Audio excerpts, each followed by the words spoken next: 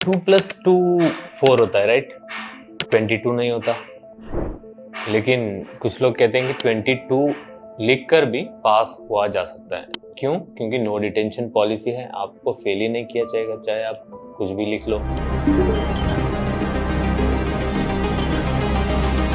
एक बहुत बड़ा एलिगेशन है, एक जोक के तौर पर लोग उसको यूज भी करते हैं। लेकिन 2008 में एक स्टैट में बताया गया कि 5th स्टैंडर्ड के स्टूडेंट्स 2nd स्टैंडर्ड की टेक्स्ट बुक जो रीड कर सकते हैं वो फिगर है 56%, और 2022 में सेम फिगर घटकर 43% होता है। यानी कि सिर्फ 43% स्टूडेंट्स 2nd स्टैंडर्ड की टेक्स्ट बुक रीड कर सकते हैं। कौन से स्टूडेंट? 5th स्टैंडर्ड के स्टूडेंट्स, यानी कि 13% डिक्रीज। अब इसका क्रेडिट किसको दिया जा रहा है? नो डिटेंशन पॉलिसी को। एक और फिगर है, 2008 में 6% स्टूडेंट्स स्कूल के बाहर थे, लेकिन 2022 आते आते तक सिर्फ 2% स्टूडेंट स्कूल के बाहर हैं, यानी कि 4% स्टूडेंट स्कूल में ज़्यादा एनरोल हुए हैं और रहे हैं। अब ये भी एक रोजी पिक्चर है, पॉजिटिव साइन है, लेकिन नो डिटेंशन पॉलिसी को ही इसका क्रेडिट दिया जा रहा है ना।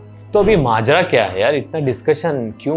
क्या ये पॉलिसी विलन है या फिर एक हीरो के तौर पर है इंडियन एजुकेशन सिस्टम के लिए? तो जानते हैं। 2009 से हमें शुरुआत करनी पड़ेगी, जब RTE का इम्प्लीमेंटेशन हुआ, यानी राइट टू एजुकेशन एक्ट, जिसका ऑब्जेक्टिव था कि एटलीस्ट 8th स्टैंडर्ड तक मैक्सिमम स्टूडेंट्स को स्कूल एजुकेशन में एनरोल रखा जाए, यानी कि उनको एक्सपेल ना किया जाए स्कूल से, क्योंकि देखा जा रहा था कि बहुत सारे ड्रॉप आउट्स हो रहे थे स्टूडेंट्स। तो RT में एक प्रोविजन लाया गया, नो डिटेंशन पॉलिसी, जिसकी हेल्प ली गई ड्रॉप आउट्स कम करने में। वो कैसे?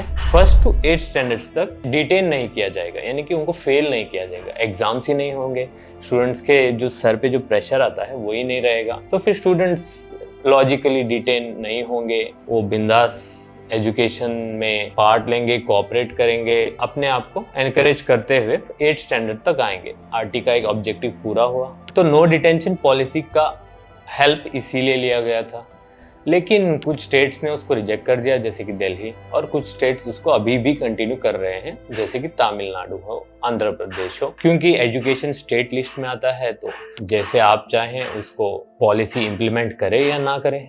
लेकिन सेंट्रल गवर्नमेंट की इस नोटिफिकेशन के बाद कि नो डिटेंशन पॉलिसी को स्क्रैप किया जाएगा, अब सेंट्रली रन जो स्कूल्स रहेंगे, यानी कि केंद्र विद्यालय या फिर ऐसे स्कूल्स, वहाँ के स्टूडेंट्स के दिमाग में बहुत बड़ा क्वेश्चन मार्क आ गया है कि अब नो डिटेंशन पॉलिसी नहीं है, यानी कि हमको एग्जाम्स देने पड़ेंगे, हमको फेल भी किया जा सकता है। तो अब ये बहुत बड़ा शिफ्ट क्यों? क्या RTE का वो जो ऑब्जेक्टिव था कि स्टूडेंट्स को कंपलसरीली 8th स्टैंडर्ड तक रखना है और ड्रॉप आउट रेट्स कम कराना है, क्या वो ऑब्जेक्टिव पूरा हो गया है? क्या ड्रॉप आउट रेट्स कम हो गए हैं? क्या सरकार को अब इसकी फिक्र नहीं है कि स्टूडेंट्स ड्रॉप आउट होंगे बिकॉज नो डिटेंशन पॉलिसी को निकाला जा रहा है? तो ये तो सरकार ही बता सकती है, हम उसके बारे में क्या ही बताएं। लेकिन हम कुछ सवाल हैं जिनको उठाएंगे और कोशिश करेंगे कि उस पर कुछ डिस्कशन हो। अब जब नो डिटेंशन पॉलिसी को मार दिया गया है, स्क्रैप कर दिया गया है सेंट्रली रन स्कूल्स के लिए, यानी कि अब एग्जाम्स होंगे और जो बच्चा एग्जाम में फेल होगा, फाइनल एग्जाम में,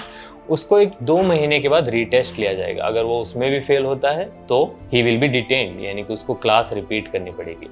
अब ये सब झमेलों को छोड़ देते हैं, हम सिर्फ एक चीज पर अब फोकस करेंगे। नो डिटेंशन पॉलिसी का एक प्रोविजन है CCE, कंटिन्यूअस कॉम्प्रिहेंसिव इवैल्यूएशन, यानी कि एक स्टूडेंट को रेगुलरली इवेल्युएट किया जाए, उसका स्किल सेट को बढ़ाया जाए और उसको इतना काबिल बनाया जाए ताकि वो 8th स्टैंडर्ड के बाद 9th और 10th स्टैंडर्ड में एग्जाम्स अच्छे से पास करने के लायक भी बने और एजुकेशन कंटिन्यू करने के लायक भी बने। ये एक नो डिटेंशन पॉलिसी का बहुत ही अहम प्रोविजन था और बहुत ही इग्नोर्ड प्रोविजन भी था। तो क्या CCE को बहुत ही बेहतर तरीके से एफिशिएंटली इम्प्लीमेंट किया गया है इंडिया में? क्या टीचर्स को CCE कैसे इम्प्लीमेंट करें उसकी ट्रेनिंग दी गई है? क्या CCE को बहुत ही क्रिएटिव मीन्स और मेथड्स यूज करते हुए इम्प्लीमेंट किया गया था हमारे स्कूल्स में? जो स्टेट्स को अभी भी कंटिन्यू करें, क्या उसको सही से इम्प्लीमेंट किया जा रहा है? इस पर एक सवाल तो जरूर बनता है। एक स्टडी हुई जिसमें एक स्टेट की स्कूल्स का जायजा लिया गया,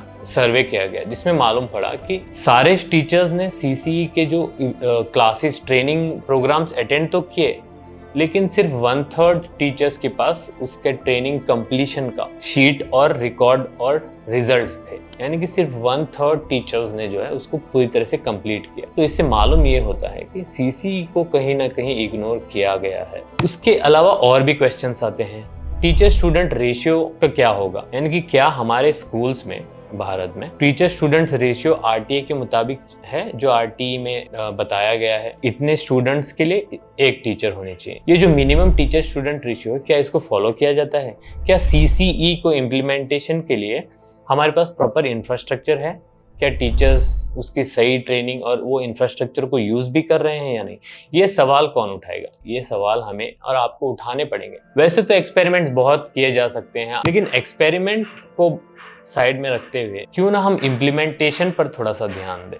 एक्सपेरिमेंट साथ के साथ साथ प्रॉपर इम्प्लीमेंटेशन ऑफ पॉलिसीज जब होगी, तभी उस पॉलिसी का एक होलिस्टिक रिजल्ट हमारे सामने आएगा। यूं ही फॉर्मेलिटी के लिए अगर हम पॉलिसीज लाएंगे और उसको इम्प्लीमेंट करेंगे, तो जाहिर सी बात है उसके ड्रॉबैक्स हमें दिखेंगे, जो बहुत सारे स्टेट्स में दिख रहे हैं। जहाँ पे पुअर रिजल्ट्स आए हैं, हो सकता है वहाँ पे उसकी इम्प्लीमेंटेशन के भी कुछ ना कुछ शॉर्टकमिंग्स हों। तो अब इतना झोल अगर पॉलिसी में होगा, तो चाहे आप कितनी भी पॉलिसियां लाए, वो सक्सेस नहीं हो सकती।